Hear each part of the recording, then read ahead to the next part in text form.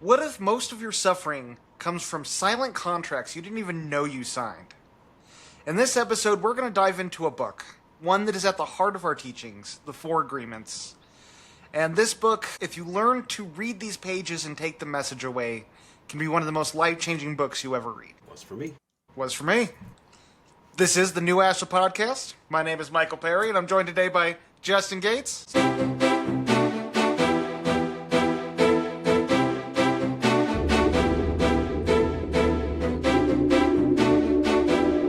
So, the Four Agreements.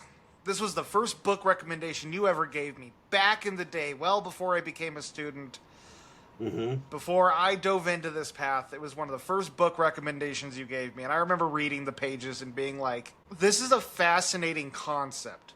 Now that I've gone through this journey, I realize it's more than just a concept. It is an articulation of what domesticates us in our personalities and in the way we show up in the world. I love that question you asked at the very beginning here. What if most of your suffering comes from silent contracts you don't even know you signed? I mean, if we ever taught one thing, that would be the thing to teach. And there's a reason why I shared that book with you, and why it's basically mandatory reading for anybody who becomes a student of mine. It's a great book because it's such a great foundational understanding into what makes us tick. It goes right, and it's like a harpoon. It just goes right deep. But at the same time, it can be a very layered understanding. So a lot like the Axioms, which is why I love this book so much. You get something new every single time. Yeah. You listen to it, or you read it, or you just pick up a part out of it. But to answer your question, we carry these silent contracts very quietly within us. Yeah, so much so we don't even know they're there. Like, as you start doing shadow work, you start uncovering the truth about yourself. You start to see these agreements you made, but you operate your whole life without even realizing, hey, this is something that I made an agreement with that I never consciously even realized was there. Right. Right, because it's reinforced by this repetition that also you don't recognize, especially because, we're young, we're little. This starts as before we even learn how to speak. We are starting to make these little silent contracts with the world. Yeah. So, and they're not something you can find on paper, right? Yeah. It's not something that a court would uphold, but yet they bind us just like those other things do. Yeah, I love the reference he makes in the book about the little girl singing a song and the mom's having a bad day and her mom being like, oh, you got a horrible singing voice. And that kid from there on always agreed with herself, made the agreement that I got a horrible voice, I shouldn't sing. Right. And it's just like, it's so true, because it's not like that kid was consciously like, you know what, should I second guess this? It was just a belief that then got instilled in her because of the opinion of someone she trusted. Yeah. Right. Yeah. I mean, with her entire life, this woman is her everything. And it's difficult to face that, especially when the person that is your salvation and your protection and literally is your ticket to survival for a good part of your life. I wouldn't say most of it, but for a good part of it. But, as he writes in here, we're addicted to these things. We're addicted to being the way we are. We're addicted to these contracts and these agreements. Yep. Before we get too much further if you're listening to this episode, if you listen all the way to the end, we're offering a chance and we're giving away a copy of this book. So tune in till the end to find out how to get on that bandwagon. Yeah. If I was a millionaire, if I hit the lottery tomorrow, I would make it a point to give this book away for free. That's how powerful it is. I mean, it is such a transformational piece of philosophy. When I first encountered this book and the ideas, I didn't come at it like, well, I did come at it like it was just a popular self-help book. But I quickly realized that it wasn't that, right? This isn't actually a book. It's a mirror. Yeah. Well, and it's not a mirror that, where I can see myself in shade, which I know I need to a little bit right here, guys. I get it. But it reflected something super, super deep that I didn't even realize that was there, right? Yeah. These contracts and agreements that shaped my words, my actual words, and my choices and how I seen myself. Now, not all of them were bad. Some of them were in service to the light. I didn't know that at the time, but they were, right? Yeah. But many of them weren't. So I wanted to start off letting people know that this is not really a book review. It's an invitation. And we're going to try to convince you to get this book if you haven't read it. And if you do have this book already, read it again, right? So you talk about a snow globe. Yeah. I love that. I love that. Tell me about that. You know, it's like the way to look at it is, again, these are all silent agreements that we don't even realize we've made. And like a snow globe, you have all the pieces at the bottom. And when you start getting into shadow work, you start getting into self-awareness. You're shaking that snow globe, and those pieces of you that aren't actually you come to the surface, and you all of a sudden see the truth underneath. And it starts to fall back, it starts to cover it again, but you no longer are ignorant to that was just how it is. Yeah.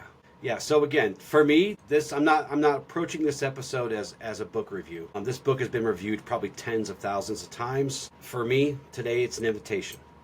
It's an invitation for you and an invitation for you. Read it again, Michael. Yep. You know, to shake that snow globe and watch all of these false agreements rise and settle so that you can kind of see clearly. You start to anyway, and that's what we're about here is clarity, right? To see these rules and agreements and dogma even that you've been living by without knowing it.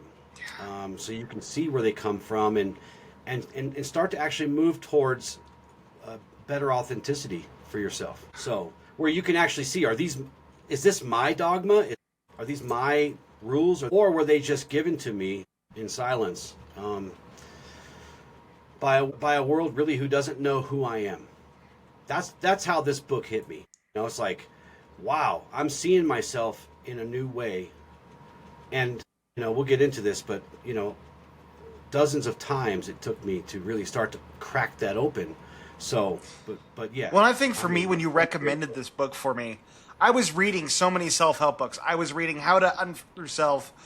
I was reading the Meditations, Plato's Republic. I was reading all these different books on philosophy and the path. And it's like, how do I get to this path? It was all about where I want to go with my value system is what I was reading about. This book is like a precursor, a prelude to the journey, because this is helping you manage what is happening now to start living more in alignment with what you want to become. Right. Yeah. Yeah. So, you know, as I said in our last episode, you were like the library of endless knowledge on things all self-help, especially in that. Why did this book hit you so differently? It was a lot different than these are different things you can do in your life to be more stoic. These are because all the things I was reading were more based on just how to live life now. This was about how you've been living life. This was actually looking at the mechanisms underneath the surface and why you are the way you are. I mean, we did an episode months ago about leaving the Matrix and how it's like we're all hardwired in. This book is leaving the Matrix. It is realizing the domestication that we have gone through and being able to tap into how we can start pulling the tether on all these strings we've been operating from for a long time. It's an introduction to shadow work too. Sometimes it pushes you into shadow work. Heather, I had Heather listen to the Audible version of this book, which is a beautiful way to read it too. The narrator he's spot on. It's one of my favorite books to listen to, and I've listened to it, like I said, dozens and dozens and dozens of times. The first 3 or 4 times she listened to it, she couldn't get through it without really, really kind of becoming emotional. And it took her several times to push on just through the introduction of the book, because it's very powerful. And she wasn't crying in a bad way. She was starting to have clarity, and you know, these things are rarely comfortable. You know, alchemy is rarely comfortable, and shadow work is rarely comfortable. I can't think of any happy times through my shadow work. Yeah, I can't think of one. Those aha moments. Except for at the end when I'm like, wow, I can see clearly now. The fog is moving, and that was a joyous time. That was a time for celebration. But boy, the road is hard. So, you know, this book is super powerful because it teaches you that from the moment we arrive in this world, we begin absorbing like a sponge, right? Yeah. And it's not just the language or habits, but these unspoken rules and this unspoken dogma and these agreements and contracts of how to be. Not how to be authentic, but how to be. How to get along, how to get through it. And we take these from our parents and our schools and our religion and our broader culture, right? Yep. And not all of it's bad. Sometimes it's love, and I'll say most of the time, the people in our lives who love us, or looking out for us, they give us these agreements, and they help us through these agreements in a loving way. I mean, well, from a loving place in their heart. And other times, it's kind of given to us with a switch, right? Yeah. Well, it's like, I think of my mom, how she wanted to protect me as a kid. She wanted me safe. And she taught me at a very young age that everything can be dangerous and everything can kill you. And I grew up with that belief up until I was probably 18, when all of a sudden it's like, I can't keep being afraid of everything. And I started pushing myself to do more dangerous stuff. But it's like, that was a deep-seated belief it was an agreement I made with myself after my mother showed it to me. And again, it wasn't out of ill will. It wasn't because she was like, I need him to fear the world. No, she loves you very much, yeah. Exactly. We don't want our children to get hurt. It kills us. For anybody out there who's a parent or a really close aunt or uncle or whatever, the feeling is the same. It just crushes our soul and our heart when we see them get hurt. But you know that when you said that, it reminds me of that movie, A Thousand Ways to Die in the West. Yeah. I could just picture you in that movie in place of, oh boy, what's his name?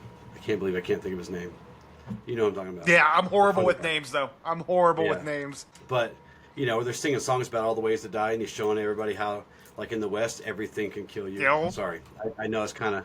That just reminded me of that. So, like, in my head, I was watching you sing the song and point out all the things. That could kill. That's great. Man, I remember being a little kid. One of the greatest memories I have in my mind of when I was triggered by this belief system was going to the museum and getting that third floor, which the Natural History Museum in Denver is massive. And that third floor is so high up. And I just remember looking down, and I ended up holding the ground, and I couldn't move because I just kept picturing it collapsing. And I remember that was one of the scariest moments of my life, and it was just because I saw the danger. Yeah. I didn't grow up in such an environment. We were sent outside to figure it out, fend for ourselves, right? Yep.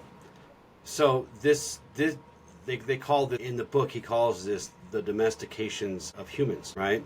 Like, and it's literally once he starts breaking it down, and you start to see kind of inside the spaces there, you start to realize that we're being trained like wild animals, dude, right? Yep. And we're like being trained the same way that we train our pets, or we train, and that makes you stop for a second and go, what the hell? No. Because, you know, it's like basically society rewards us when we follow the rules and we accept the dogma, and what does it do if we don't? It punishes us, right? So over time, what does that teach us to do? It teaches us to police ourselves and judge ourselves. And then we start carrying the voice of the teacher, the parent, the preacher, or whoever, you know, put these things in us until we can hardly tell where they end, or where they begin and where they end, right? It just gets so muddled up. No, it's so true though. And it's like, you can try to be the perfect parent, you can be on the healing journey, working on all your crap. There's nothing you can do to stop your kids from instilling beliefs, whether it comes from school or even being around you, because when it comes to trauma, when it comes to life, it's never about what happens to us or what's around us. It's how we internalize these things. Right. And you can do your best to create a safe space for a kid to gain autonomy and independence, as well as help them feel safe, secure, and loved. But in the end of the day, you can only do the best you can. And just as you see these agreements happen within your own children or the people you love, don't take it personally, because you can only do the best you can. And the only amount you have control over is a very, very small amount. Yeah. And this is a perfect time to plug this into emotions. And this is where people have the most trouble. It's where I had the most trouble. And it's why when I teach emotional maturity and stuff to people, it's like, you know, there are no bad emotions. There are no good emotions. Emotions are emotions. They're messengers, right? Yep. But he makes the case, and it's true, that, you know, some of these agreements really tell us which emotions are acceptable, which ones you're allowed to express, which ones you have to suppress, right? Yeah. You hear it all the time. Girls are allowed to cry, boys are not allowed to cry, unless their dog or their mom dies, right? Yep. Type thing. So They shape us. They shape us in such a way. They shape our behavior. They shape us to accept other people's idea of suffering. They shape us to get this weird idea of what this sense of self that's usually distorted in some way. It's not super authentic because we'll spend our lives chasing approval or hiding that authentic voice or that authentic expression. Yeah. I mean, society, it's getting better. I mean, like, men are now being more welcome to share emotions.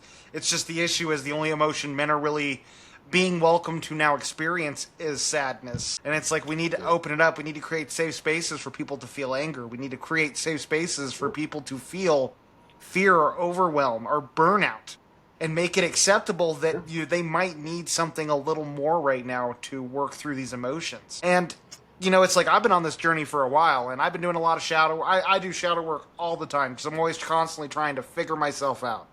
And it's like I've realized recently that I've gotten a lot of emotional intelligence, but I'm still not great at processing my emotions because I have a problem of intellectualizing my emotions. I'll try to dissect them and understand them as a way to avoid feeling them. And that was a hard pill to swallow I've had the last couple weeks. But what do we teach? You must call them out and confront them, no matter what they are, which is difficult. And, you've come a long ways from when I first met you many years ago, when you were just a wee little lad, right? Yep.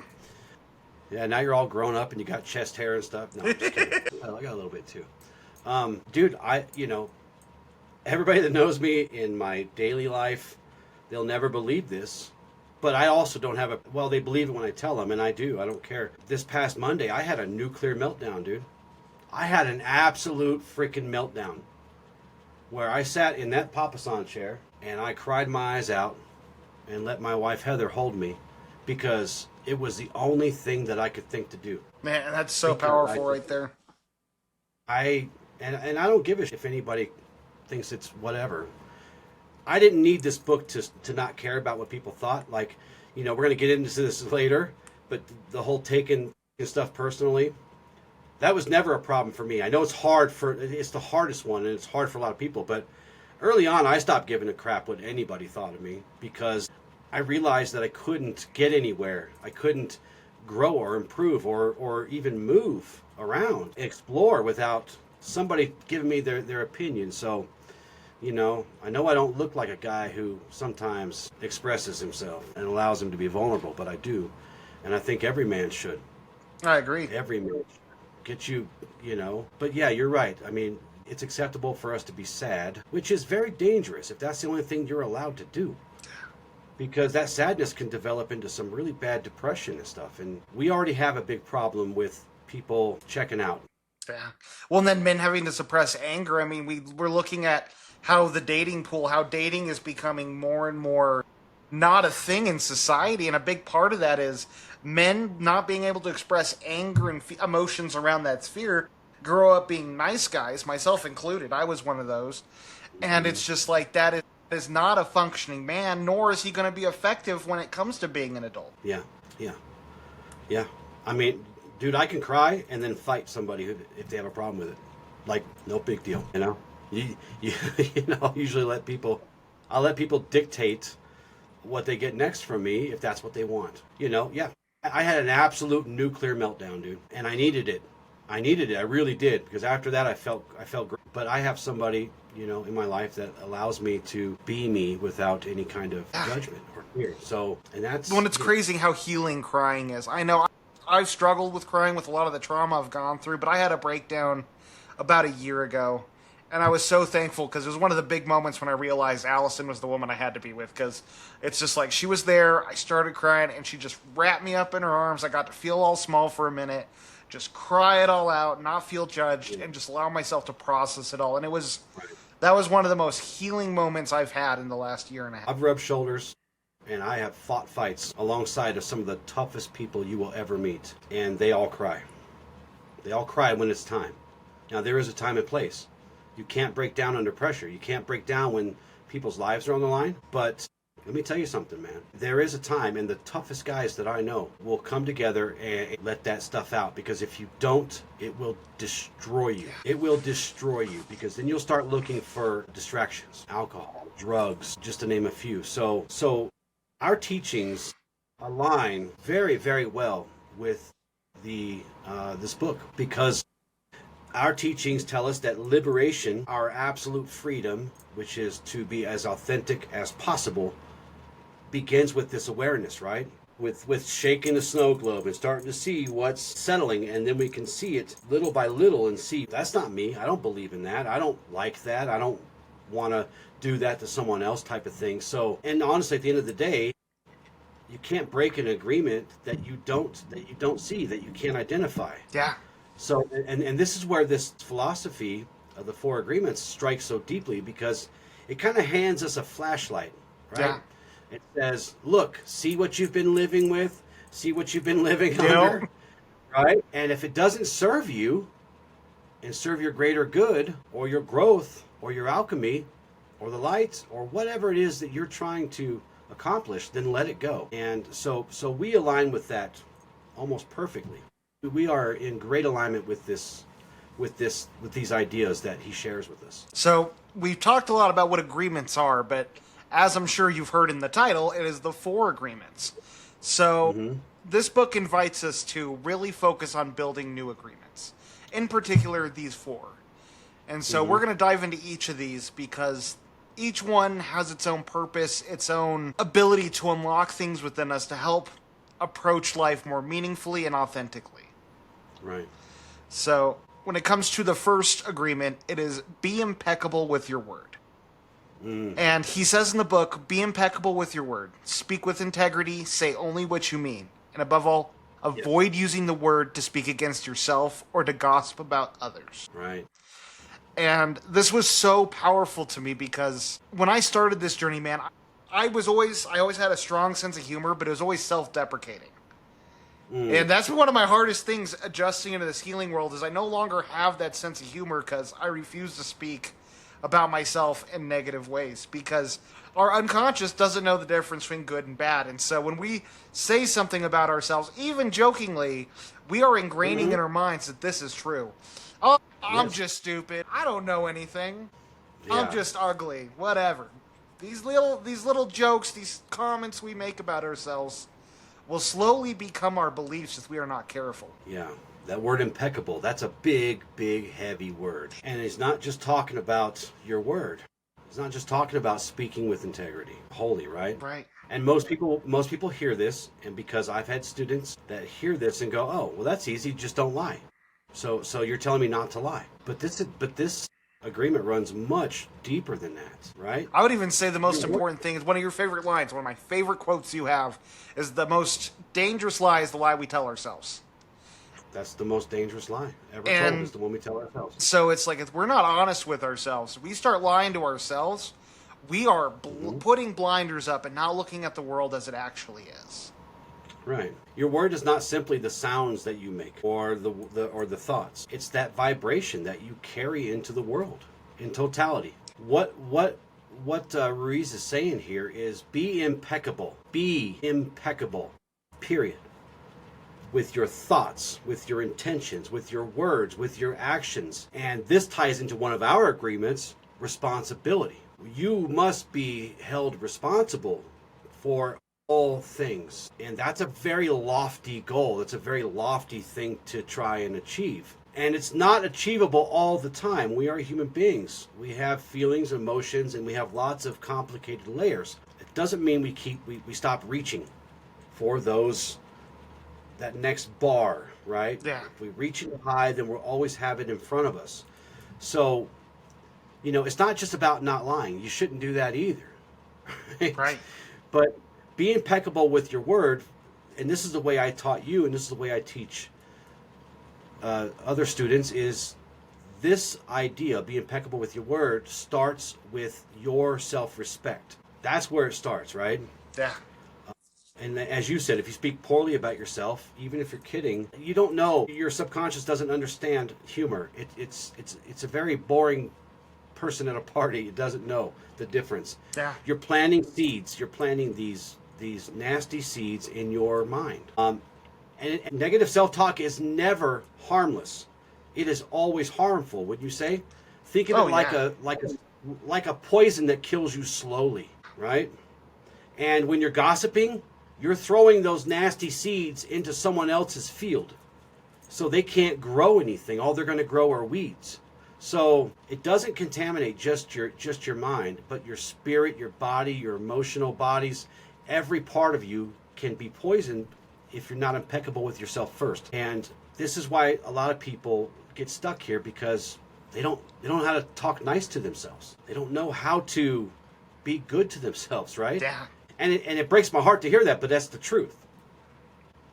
Well, it's the society we live in nowadays. We would rather appease people than stand up for what's right to us. You know, it's kind of like the whole what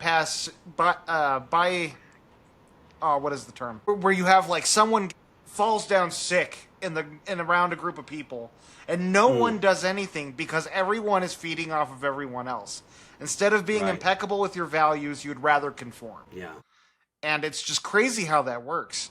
But, you know, one of my favorite speakers I listen to is Martha Beck. And she had a near-death experience and started practicing radical honesty, which we did a whole episode about. And it ties right into this. The more you start living your truth, including with yourself, but with others, the more you start speaking your mind, the more you live in alignment with how you truly feel, the more abundance you will bring into your life, the more free you will feel, and the more your inner critic will quiet down. But with all this said, be impeccable with your word, yes. Do the best you can to be honest, to be transparent, to just speak your truth. But like everything we teach, it is a practice. It is not something you're going to be able to do overnight. You're not going to just be like, I'm going to be honest about everything. If you're someone who compulsively lies, or even just has a people-pleasing issue, or the opposite, trying to always show off and be top dog or whatever, this is something that's going to take work to get to a place where you're truly being impeccable and authentic. So just give yourself grace and do this. He brings it up even in the book. Like, this is something that takes time to cultivate, so don't beat yourself up if you're not perfect. Yeah, absolutely. And that's something we say a lot. We are never looking for perfection. We're looking for presence. Yeah. Presence over perfection every time. And so my own kind of experience with this, I kind of grasped these ideas. You know, it was like I realized that I was violating this first agreement many times in a day. Sometimes I would like you, I'd make light of my own faults to deflect praise. You've told me before that you know, stop being so humble, because I would always find some reason not to take praise or not, right? So, or I would repeat stories that really shouldn't have been repeating, just to fill a gap in silence with somebody, just to kind of fit in or whatever. Right. And it never felt malicious in the moment or like I was hurting myself, because again, I was not aware of it. That's just what we did, right? That's just what people do. But all of it each time damaged me. And then I started doing the pause and delete, right? Yep. I learned the pause and delete. And he kind of talks about his own little way of doing it, but basically it's when you start to think about it. If you can catch it at the thought, you're on your way to really getting to that impeccability, right? But most times we'll say it. And, you know, if you're like me, I talk to myself a lot. When I do something, I'm like, Justin, or whatever, right? Right. And then I go, nope. I dispel that. I delete that from my mind. Whatever you need to say to make sure that your subconscious understands that it was a mistake saying it. It does not need to be in the operating system anymore, right? Right. So, and it's just these little tiny little things. I just find these things, and the more, as we say a lot here, the more we become aware of these things, the more we can kind of start picking them off and confronting them and then moving on. Yeah, that was kind of my experience with trying to put this into practice in my own life. And that's powerful. I know for me, like I said, I mean, I self-deprecated all the time, and I always thought it was great because people loved my sense of humor. I could make people laugh. I never took anything personally because I'd just brush it off and make a joke about it. And that was just my way of deflecting feeling any type of shame or judgment. Is that I judge myself first, then I don't have to worry about what other people have to say because... Right. Because I already know that. All right, yeah, I'm not smart. I don't know where I heard this. I don't know if it was a comedian or in a movie or something. If you know, let us know in the comments. But it was something like, you could never say to me what I haven't already said to myself, right? I've already covered all the insults, all the bases. You can't possibly hurt my feelings because I've done that enough to myself. But where this agreement aligns with our teachings is that we, every word that we speak, every action we take, every thought we have is a stone. And you can either build a bridge with those stones, you can build a prison with those stones. Up to you. So be very careful what you choose to build with your word, with your energy, with your thoughts, with your actions. So what's the next agreement in the book? The one that almost everybody has the hardest time with. Don't take anything personally. It's very difficult to, and he gives lots of good real life examples, right? Don't take anything personally. Nothing that others are doing is because of you. So there's nothing to take seriously is how he puts it, right? It's what they say, do, think is a reflection of them and not a reflection of you ever. Yeah. So well, it's a projection of their own reality, right? Exactly. Absolutely. And I think he says that. He says, don't take anything personally. Nothing others do is because of you. What others say and do is a projection of their own reality. And we have some axioms that fit nicely on this. Of all of the 4 agreements, and I know he has a book that says the 5th agreement, but today we're talking about the 4 agreements, which is another good book, by the way. I need to read that one. Oh my God, you don't. I know. But this one's the most liberating, but it's also the most difficult for most. Like I've said it to you before in our offline conversations over the years we've been working together. I've said it on the show. When you can remove the chain that anchors you to what people think of you, oh my God, you will soar into the outer edges of the universe, because it's one of the things that holds us down the most. To me, it's the biggest weight we carry, right? No. Because we really want to have approval, and we do not want rejection. We want praise. We do not want punishment. And our ego, it clings to that because feels good to get praise. It sucks to get punishment or rejection. Nobody likes being rejected. We've all been rejected. Well, and just to add more to that, you have the negativity bias, which is ingrained in all of us. I don't care how spiritual you are. We can have 100 good things happen in a day, but one negative thing happens, I promise. What are you going to think about the most that day? The bad thing that happened to you. We are just, by nature, drawn to the bad things in life, or the bad things in us. Right.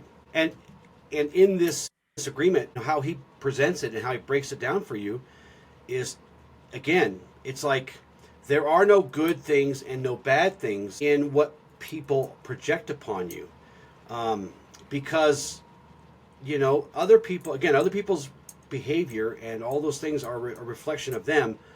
Their anger, their praise, their indifference, their attachment to you, it doesn't matter. All of it is filtered through their lens, and their lenses, as ours are colored by our fears or our beliefs or our motives or our traumas and wounds and even our healing. So, it's people will say things, and this is why, I kind of live by this idea that the most important thing to me are the things that people can't give me. And that's because what people give you, they can take away. So put your energy into the things that people can't take from you.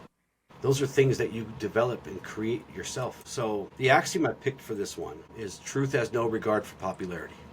This is how this agreement always kind of hit me, because the core of this agreement is realizing that what other people say or do is about them and not you, just like this axiom. And if you live for their approval or fear their disapproval, you become trapped in someone else's dogma and someone else's reality, someone else's expectations.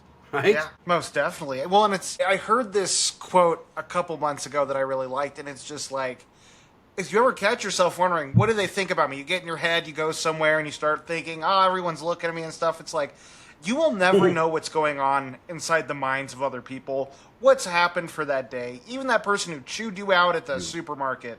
Like, you don't have probably don't want to know. Yeah, realistically. And so it's like, how dare you try to even assume you know what they're going through or what they think about you. Because in the end, Right. how much do they know about you? Probably as little as you know about them. Even people close Right. in your life don't know what's going on in your head. They might have a general idea how you work as a person and the stressors you got, but no one knows what you're going through on a given day. Only you do. Right. Same goes for everyone else. You do not know what's going on in their life. And if you can learn to have that internal locus of control where you don't need validation and acceptance from outside of you, you validate and accept yourself, you're never going to care what anyone says or feels about you, because in the end, that's their problem, not yours. That's their problem and their business. Yep. It's not my business what other people think of me. Yep. And I've been saying that for as long as I can remember, and people they get twisted up. They can't understand what I mean by that. No, I literally mean that. What other people think of me is their business. And I don't want to read their minds. I don't want to know what they think because I have enough stuff going on in my own mind. Yeah. So, but this agreement and this axiom that I've paired with it, it's, again, it reminds us that truth does not bend to be liked. It stands on its own regardless of how many people embrace it or reject it, and how many people embrace you or reject you. If you tether your self-worth and your self-respect to these kind of things, to this kind of these shifting winds of other people's opinions, which opinions are garbage, right? You won't find your center very easily, if at all. But when you release that need to take these things personally, anything personally, you step into freedom. You start to remove that really heavy weight that holds you down. And like I've said before, having dogma is okay, but make sure it's your own dogma. Right. Make sure it was something developed through your search for wisdom, through your seeking of growth and alchemy. So because if you live by truth, right? People are going to misunderstand you sometimes, or they're going to criticize you or reject you. But when you stop taking things personally, you start to not care, and you free yourself from that burden, a burden that somebody else taught you to have. So no, it's a powerful agreement, because when we start doing this, we slowly allow ourselves to take responsibility for our lives and to be accountable with our lives. And not by the rules other people set, but by the rules we set within our own lives. And again, you can't assume you know the full picture of what this person is thinking, nor can they assume they understand everything going on in your life. And I think that ties perfectly into the next agreement, which is don't make assumptions. I love this quote from the book. We only see what we want to see. We only hear what we want to hear. Our belief system is just like the mirror that only shows us what we believe. And it's the truth. There's a system in our brain, the reticular activating system, which is the system that gets activated when you buy a new car and you see it everywhere. If we tell our brains that our day is going to be bad, our brains will scan the environment for everything bad that's happened. And I guarantee you, it's not going to pick up on any of the good stuff. It's only going to see what you want to see. And so if we can start to bridge that gap, we can start making our belief system less involved with these agreements that we had prior, where I'm a bad person, I'm not lucky, where I'm stupid. If we stop looking at our lives through the lenses of these agreements and start accepting that we don't know just how much we're capable of, and allow ourselves to step into the unknown and expansion, it's magical what we can do. this one was the hardest one for me. Assumptions. This was my kind of roadblock when all the times I've gone through this, because our minds are master storytellers, right? And when we don't have the truth, we don't have all the details, we start to fill in the gaps with what we know or what we believe usually. Yeah, and it's human nature to do that. It is. But it oftentimes fills them with our fears and our insecurities. We create entire narratives out of these little fragments, and then we live through that as if those narratives are reality. I'm guilty of that. And my God. I am too. God, I am too. I think I shared this probably, this will be episode 52. I think like episode 10 or 15 or something, where I had somebody who I cared deeply about hurt me because I had an expectation that I didn't really actually have consciously, but it was clearly there because they hurt me by what they did. And it's because I assumed something that I shouldn't have. I assumed that, I wasn't cool, or I wasn't this or that. I'm a grown man. I should not be worried about these things, but sometimes I do. And this these assumptions are like these breeding grounds of anxiety. And then you start to resent the person. Like you kind of start to resent the person that you love because you're making these assumptions. But I've been doing this a long time, so I was able to kind of I was like, 10 steps into it and it's going, wait. None of this is true. Literally none of this stuff that you're going through right now is true. It's not reality. So, and here's some easy ones. Someone doesn't call you back, right? You were talking about dating earlier. Oh God, the first couple weeks of dating are like the most anxious filled, horrible nitro circus you can think of, man. Because it's like you go on the date and then, everybody is like really, everything's cool and you're talking and you're really starting to connect. And then, you get home and you're like, oh, should I text them? Oh, when is it too soon? Or when is it too late? Or, a couple of days go by and they don't text you, or they don't call, or you text them and they don't call you back, or whatever. What do you start doing? You start just making stuff up. Yep. You're like, then you go back to the date, right? And then you start picking apart things. Oh, it must have been this that I did, or it must have been this that I said, or it must have been the way I dressed, or I must have smelled funny, or whatever. You'll make all the reasons up. I knew I should have worn that red shirt. I knew I shouldn't have. That she hates red. I should have known that. And unfortunately, once the mind has that story, then what do?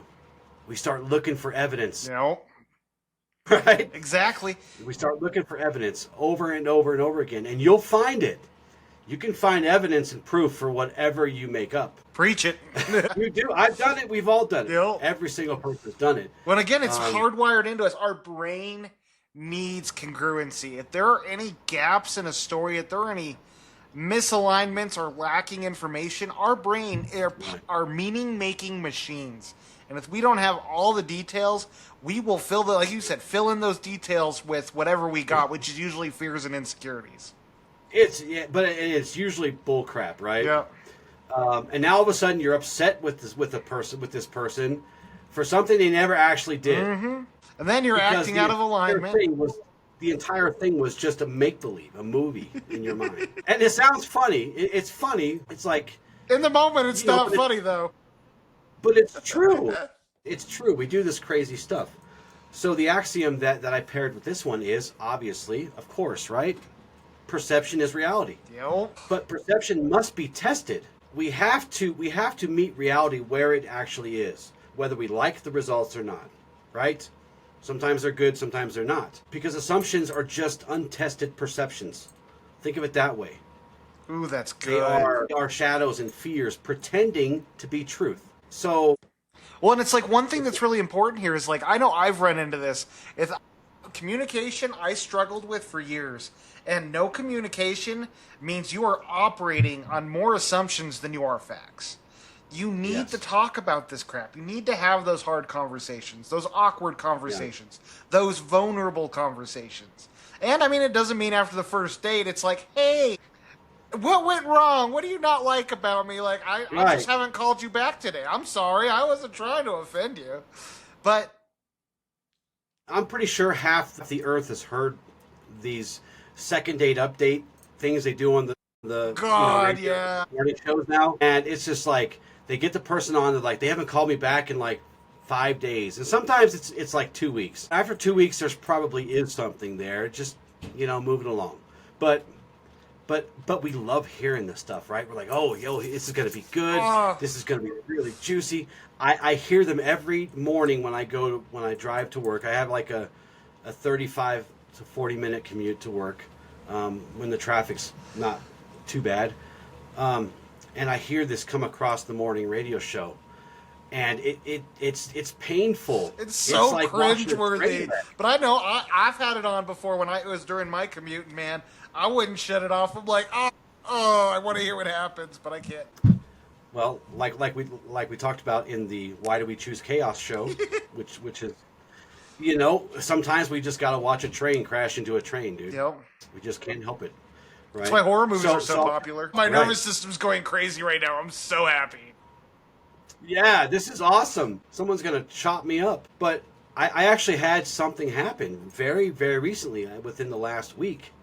So recently, I had a misunderstanding with someone who I consider a family. And I was doing some work on our other channel, my old podcast, the KOA, and was going to do some work, but I got distracted, and I kind of left it unfinished. What I was trying to do is I was just trying to clean things up and kind of get rid of the stuff that really doesn't go there anymore. So I really just set everything to private, right? All the videos to private. And then I was, piece by piece, I was going back through and I was putting stuff back on the channel. But in the middle of it, like I always do, I don't know if I got ADHD or something, I went off and did something else. Well, this man, my brother, I consider him a brother, instead of just freaking out on me, he took a day and then he came back and just asked me, hey, I was sending somebody to watch one of my videos and it wasn't there. Are you working in the channel or something? I was like, oh my God, yes, I actually was. And then I walked away from it for like a week and I totally forgot, right, that I was doing that. So graciously, he, just came at me. He just sought clarity. And I'm so grateful that he did, because, he could have just assumed that he hates me now and he's removing all my stuff, which of course wasn't true. So, it's good to seek clarity. And like you said, have those conversations. Even if you're kind of feeling like, oh, this bastard did this to me, it's more likely not the case. So how powerful for this, well, for the axiom too, but for this agreement, how powerful is curiosity in communication? It's vital. It is so vital to want to understand things on a deeper level. I have seen so many relationships, even in my own personal life, that have just gone to complete hell because instead of looking at the clear details and facts and having dialogue around that, I would rather make all these assumptions to avoid accountability around these little things that need to change. Right. Instead, I'd rather just dissolve this whole thing and blame everybody else. And it's like, you gotta be willing to have communication, and with clarity, with curiosity, you can begin to dive into the root of the problem. And you know what? If we mess up, if there is something we did that we just do not want to be accountable for, ask yourself, why am I so afraid of being judged for this? What's getting in the way? Is it pride? Is it shame? Is it something you're already telling yourself and you're just so afraid to hear it from anybody else? Right. Well, and let's talk about the other end of that. So we have a responsibility to our fellows, to our brothers and sisters, our family, our partners, people who we are communicating with, right? So on the other end of this agreement, let's say that I did what I did, complete mistake on my part. And let's say, what if he would have just, lost it on me and got really upset? It's now my responsibility to say, listen, hold up. Let me tell you what happened, right? And not allow myself to get sucked into that tornado with him. So, and a lot of these agreements have, well, all of them really have kind of two responsibilities depending on what side of the agreement you're on. So, and that goes back to being impeccable, because it's not just being impeccable with what we're doing, it's to understand where the other person's coming from sometimes too. Yep. Even if they're spitting venom at us. Perception is reality, right? Hold on. Let me help you through this so that we can understand together why you're doing this or why you're upset or whatever the case may be. So, we have to align our perception with truth, with actual reality. Because when we do, it will guide us.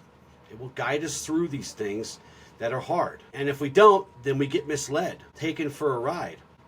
We have to, our path reminds us, Ashla reminds us that if you seek truth, you must also be willing to open the door and step beyond these traps that you've created in your mind.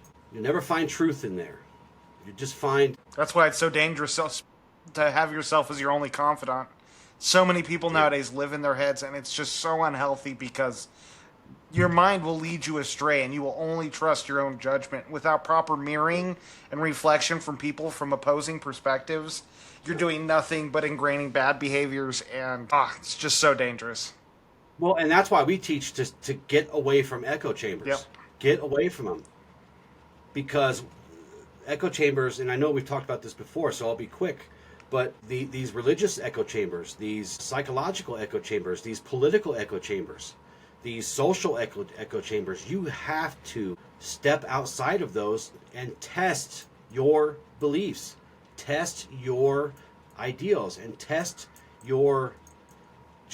yourself out into a world, into the wider world, where people are not going to agree with you, or people are going to give you grief, because that's how you test whether the things that you keep regurgitating and keep saying over and over, and you're parroting this whole group of people who won't go talk to anyone else.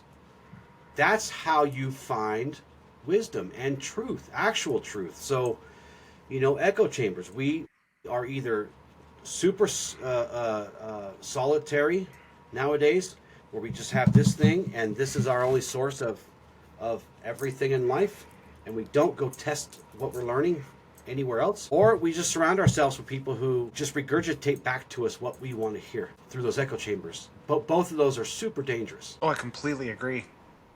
And at that point, you're not being domesticated by other people, you're domesticating yourself. Yeah. Well, it's like, I know I've run into that, where it's like, when I was in that toxic relationship for 7 years, I started cutting people out of my life. And I'd just start making these base assumptions of, like, I'm a horrible person. I'm someone who has no follow through. And it's like I was exhibiting a lot of those characteristics within that dynamic. But it's like, instead of talking to the people that were still in my life, I would just start isolating more, because it was easier for me to deal with the criticism from myself, because I didn't want to hear it from other people. When in fact, it's not even criticism as much as it's feedback, constructive feedback.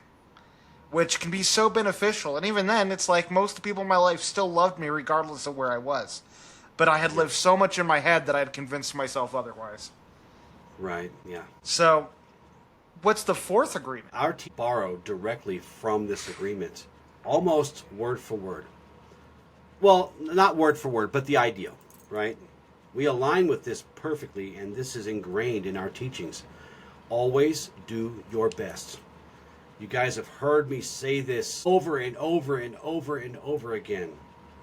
It's not my endeavor to make you perfect, and it shouldn't be your goal to be perfect. Just do your best. Show up. Sometimes that's 50%. Sometimes it's 110. Ruiz writes, always do your best. Your best is going to change from moment to moment. Under any circumstance, simply do your best, and you will avoid self-judgment, self-abuse, and regret. And that's perfect. Out of all these agreements, this one, like I say, we use this ideal came from this book, literally. When I talk about this and how I integrated it into the teachings came directly from this agreement, because nobody has said it better than him. Yeah, the whole chapter on this is just gold. It is gold.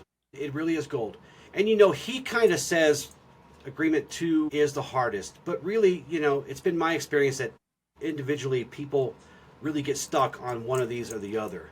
Mine was the assumptions, right? So, but I know there's people out there who are really stuck on this one. And what I want them to understand is that this agreement is attempting to free us from that prison of perfection. Perfectionism is very dangerous, because really what it's saying is if it's not flawless, right, it's not worth doing. And of course, what we teach is give what you can with your heart, with the heart you have today in the moment, and let that be enough. It has to be enough. Your best always has to be enough. And I don't care what anybody else says around you. Understand, your best has to be enough, because it's going to change from day to day to day. Sometimes you feel strong and capable. Sometimes and when you have those good days, your mind is clear, right? And your energy is just like, you're like Dragon Ball Z in it, dude. You're like you're just Super Saiyan. You wake up and you're a Super Saiyan. And other days, it's like, man, I barely got myself out of bed. Yeah. But understand, those days where you simply just show up, sometimes that can be a great act of courage, right? Because there's just days like that. It is what it is.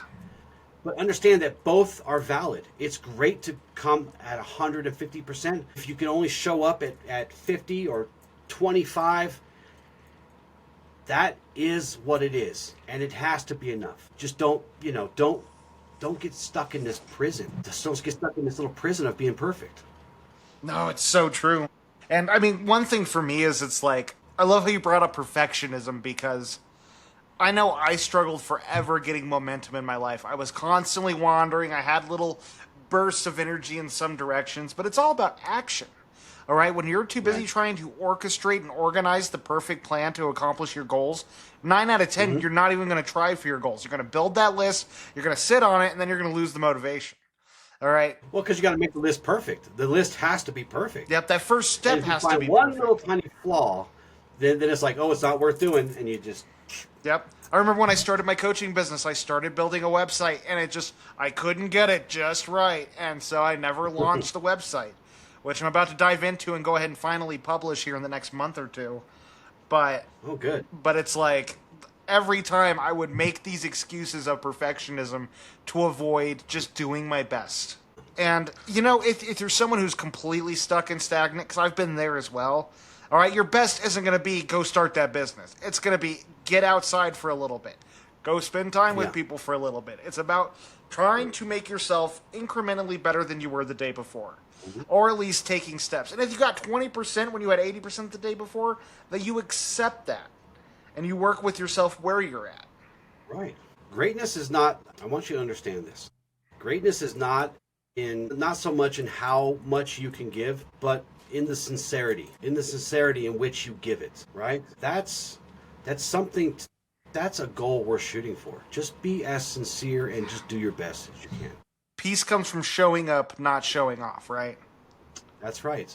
So I think these agreements as a whole, they're just so powerful because they're a great baseline to start building healthy unconscious practices, because all this work is around the unconscious. These agreements aren't stored in our common day thought. It's stored in our nervous system when we get triggered or activated, when we're faced with situations that call out the worst parts of ourselves. It's these unconscious agreements we've made to show up in hard times to be safe, which is totally fine. But it's unlearning and breaking the habit of who you are and rebuilding who you are step by step. And these 4 agreements create a strong foundation for anyone to start cultivating an authentic and fulfilling life. So I think when it comes to to this book, the real work isn't necessarily embodying the 4 agreements, it's breaking old agreements, as we talked about in the beginning of this. Yeah. Because these agreements are powerful, but just making agreements with things is a form of power. You're either taking power, reclaiming power, or giving your power away, right? He talks about these things, these agreements as like being spells that you cast on people or that people cast on you. Yep. And you give your silent consent. And if you've agreed, whether it's consciously or not, that you are unworthy, for example, you'll see the world through that lens. And you'll interpret and you'll notice, like you were saying about buying a car, you'll notice the same car, the same color, right? Yep. Even the same sunglasses the dude's driving in, wearing your same sunglasses sometimes. But you'll see the world through that lens, and you will literally see every glance or every silence or every failure or every imagined thing that someone else is doing to you. You will find that proof. That's how powerful this is. So, and if you agree that you are a vessel of light and you're capable of growth and you're powerful and truth and compassion are is your compass and your guides, you will live in a reality where that truth expands with every step, with every unfolding. So you get to choose at the end of the day. Make your choices wisely, right? And this is why awareness is so critical, not just for this book, but for our path and for life. Awareness is one of the most critical things we can do. I should say that we can practice, because without it, you're bound by all this stuff that you really didn't give conscious consent about. You don't even know it's there. And and we teach, that's the first step toward freedom, is practice gaining awareness so that you can have what? Clarity, right? Well, and it's like, I mean, we talk about emotional suppression, about how it's like this energy that's charged up, and how it's like these agreements are stored in our nervous system. When we can start breaking these agreements, the relief we have, the amount of energy we have opened up to us, the amount of power opened up to us, it's phenomenal because we shift from this place of scarcity, of lack, of fear, and we go into an area of abundance, of power, of respect, not for others, for ourselves. So, depending on where you're at in your healing journey, it might be the opposite, but realistically, we're learning to respect ourselves. Well, at the end of the day, Michael, and you know this because this is something I've taught you, kind of forced upon you in a way, in a good way, is that we can't respect others until we respect ourselves. We can't truly love anyone else until we love ourselves, right? So, it is, if it's backwards, then, you should take a moment and pause and say, okay, I've got this backwards maybe. Let me try loving myself first and working on that, and then let's see, always investigate, always, don't lose curiosity, because you're going to find the right answer for you if you do that. But it's really difficult to truly love someone unconditionally if you can't even unconditionally love yourself. Hiccups. Well, and it's like there's a saying out there, and I think the inverse is applied to this as well. You can't meet anyone as deeper than they've met themselves. But in turn, you can't meet anyone deeper than you've met yourself. If you want to cultivate these meaningful and deep connections, these authentic, vulnerable, communicative relationships, it's more than just finding a partner who's willing to do it. You got to be able to do that work yourself. And I think breaking these agreements is the first place to start. I know for me, one of the greatest agreements I realized I had is I went through something really traumatic after high school with someone, and with how bad it went for her, I ended up committing to myself, if anyone I'm with is ever going through a hard time, I'm going to show up, I'm going to save them no matter what. And in the height of those emotions, because that's where the agreements really set into our nervous system, is when we have really high emotions and we make a promise to ourselves, consciously or unconsciously. And after that time, every relationship I was in, no matter how much of a dumpster fire it became, no matter how much someone was destroying their lives, I would suck it up and I would try to save them from it. And you can't save people from the consequences of their actions, or they never learn the consequences or to be better. All right, it's whenever you try to save anyone, all you end up doing is making it harder for them to get their life. Their lessons are theirs. Their karma is theirs. Yep. All you can do is provide space. That's all you can do. That's all you can do. And look, this we're talking about breaking old agreements. This is not about memorizing these 4 ideals and just feeling inspired for a week. Yeah, I did it. I feel inspired. And these things are very inspirational. And they're not slogans. These are tools for deprogramming an entire lifetime of conditioning and domestication, as he says, which is a really powerful way to say it. He doesn't pull any punches. He's very impeccable with his words. He wants you to understand that you are domesticated. I'm domesticated. You're domesticated. All of us are domesticated in some way. And this is a dismantling process. We talk about all the time. You must unfold. It's an unfolding, and it takes time to do it right. Yep, and practice. Yeah, right. And this process will you'll start finding grief in your heart. You'll start being angry. Really, for the years that you feel like you're going to feel like, man, I spent all these years believing this stuff, and then once you realize that, most of it was not good for you, you're like, now you're mad. Now you're angry. Right. But I want to everyone, our path that we teach, it's never about shame and it's never about blame. Those will get you nowhere. They will get you nowhere. So you're going to be angry, and you're going to maybe feel some shame because you're going to feel like, I let myself be tricked into this. Or you're going to be angry at the people. You're going to start finding the people in your life that did this to you. Don't be ashamed. We all are a part of this. And it doesn't do any good to point the finger, because most things, as we said earlier, most things are done with good intentions. But that's what the road to hell's paved with, right? Yeah. Well, and it's like, I'm glad you brought up forgiveness, right? We bring it up a lot on this podcast. It is such an important thing, because when you carry grievances, when you carry condemnation for people in your life and what they've done, these are weights you're attaching to yourself. It's like drinking poison and expecting the other person to die. If we can't work on forgiving people, that I know. Yeah. If we can't work on forgiving people and letting go of the things that have happened to us, it doesn't mean I forgive you, welcome back to my life. No. Let people show you where they belong in your life. But without Yeah. forgiveness, it's going to become something that slowly corrupts your soul. It is so unhealthy to hold resentments, because in those resentments we lose sight of ourselves. We end up giving our power away to people who may not even be in our lives anymore. Right. And who will never, they hurt you. They're not going to help heal you in most cases. And you shouldn't rely on them to heal you. Our teachings remind us that to really truly walk free, right? To show up, we got to take off, we got to loosen and break those chains that we put there, but also the ones that we didn't. Still our responsibility. Yeah. It's still our responsibility. Right? And this isn't a one-time thing like we talk about with shadow work. It's not a one-time thing. It's going to be an ongoing discipline for the rest of your life. It has been for me. I know it has been for you. So, but each time you release a chain or you break free from one little thing, the path does start to become clearer and more clear and more clear. And this fog, this illusionary fog, this just starts to lift little by little. You will see the other side, little by little, but it's an unfolding. I think the last tool I really want to bring up, community. Find people on the same path you are. Find people who you trust so you can start building these skills. You can be held accountable and you can help them. It's through community can we become greater than ourselves. Just don't, again, as a caution, as we talked about earlier, do not allow yourself to be stuck in an echo chamber. Test yourself.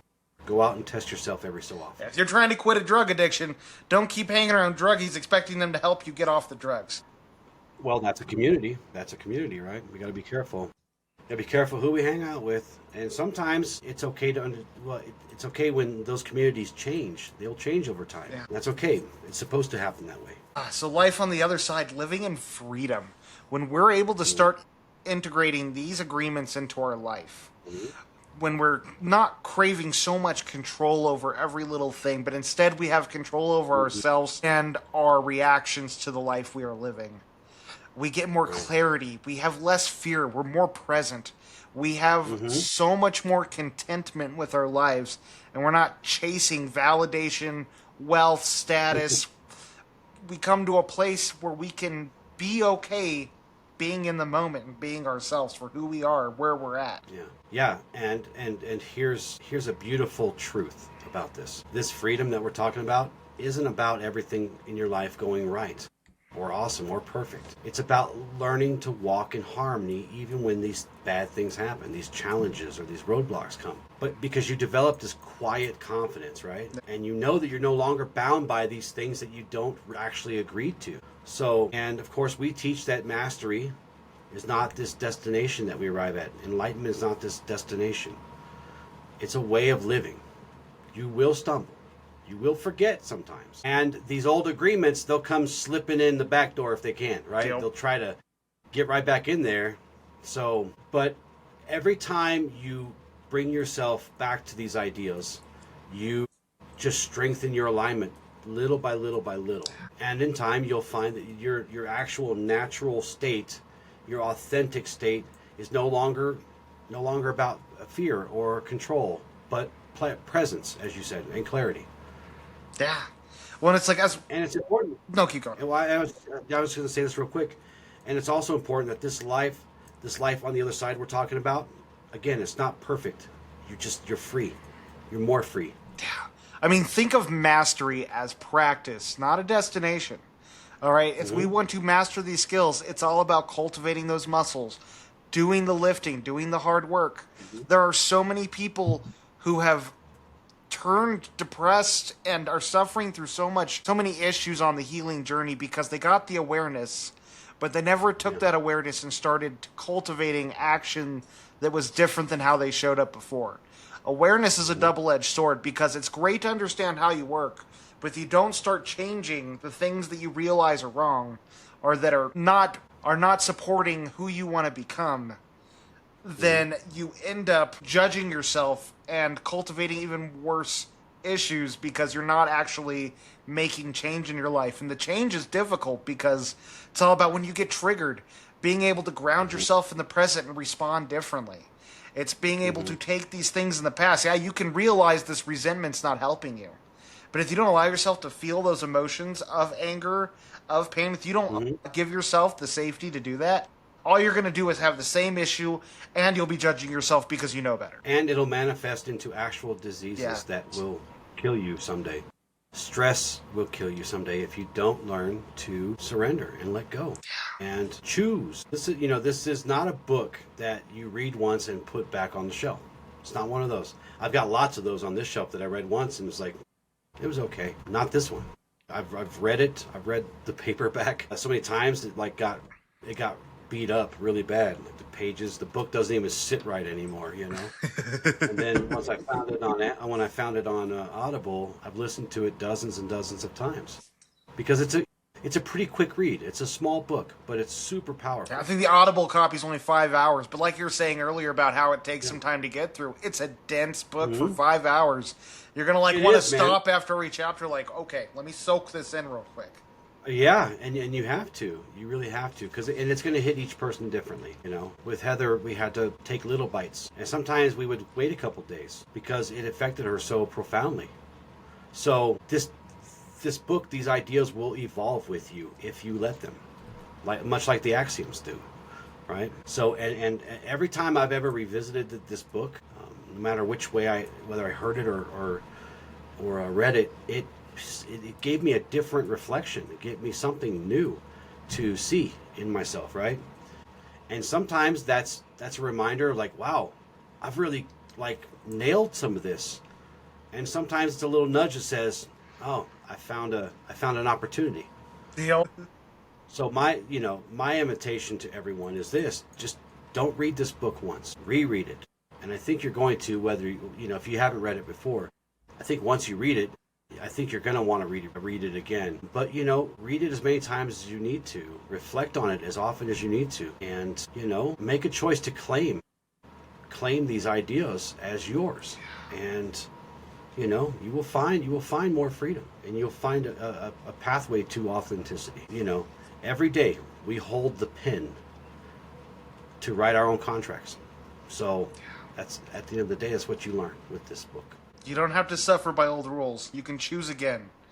That's the real power of the 4 agreements. We can just step into our power, give ourselves grace, and allow ourselves to work with ourselves where we're at. We can start unrooting these weeds that we have accumulated over the years and start planting a beautiful garden within ourselves. It's just about patience and showing up for yourself every day, whatever that looks like. So, I believe you brought an affirmative prayer with you today. Of course I did, right? I love those, and so do you. And I think you guys are going to start loving them too. So, let's close our eyes. Source of light, of love and truth, I stand in this moment with an open heart and a willing spirit. I release the silent contracts that have bound me to fear, to limitation, to falsehood. They no longer define me. They no longer can claim me. I now choose agreements rooted in light. My words are pure, aligned with truth and upliftment. I take nothing personally, for I see the truth in others' actions. They are theirs, not mine. I live without assumptions, choosing clarity and understanding over shadows and make-believe stories. And I give my best in all I do, knowing my best is enough in this moment. Every breath I take affirms my freedom. Every step I take is guided by integrity, compassion, and the wisdom of the light. I walk forward unchained, unburdened, and unafraid. For I am the author of my agreements, and they are written in harmony with my soul's purpose. So it is, and so shall it be. Man, those are so relaxing too. Start getting into that vibe. It's like a meditation. It can be, yeah.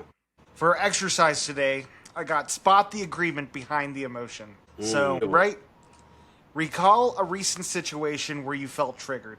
It could be anything. Were you feeling hurt, anger, shame, guilt, frustration, insecurity? What's something that really got under your skin this week? And then ask yourself, what did I believe in this moment? Look beneath the emotion and ask yourself, what is the story I'm telling myself about this? They don't respect me. I'm not enough. I'll always mess things up. If I say no, they'll leave me. Identify the hidden agreement. What agreement have I made with myself, others, or the world that made this feel so personal?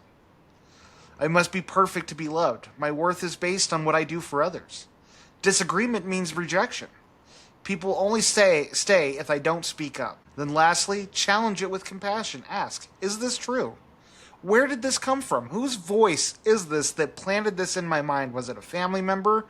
Was it a belief I had watching a show, or maybe something I went through in life?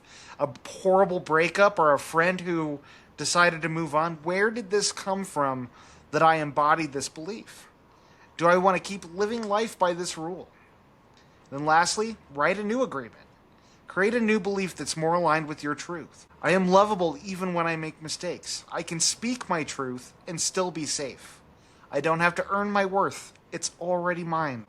So for a journaling prompt, it'll go around this exercise. When you take this agreement you have found within yourself from something you went through, journal about where did this belief come from? How has it shaped the way I speak, love, or show up? What has this belief cost me? What might my life look like if I let it go? And what new agreement do I need to make instead to balance this out? Take these things to help you cultivate a deeper understanding with yourself and give yourself a strategy to start building the life you want. Now, I know we brought up in the beginning of the episode that we're giving away a free copy of this book. So if you want to get your own copy, jump onto our YouTube channel and put a comment on there about what your favorite part of this episode was. And if you want to see more of these more of our conversations, especially our face-to-face and not just hear us, subscribe to our YouTube channel because we have all the video footage there. Yeah, and drop in the comments what books you think we should do. Yeah, please do. I love doing these books. Well, thank you for your time. With love and gratitude, Ad Lucem. Ad Lucem.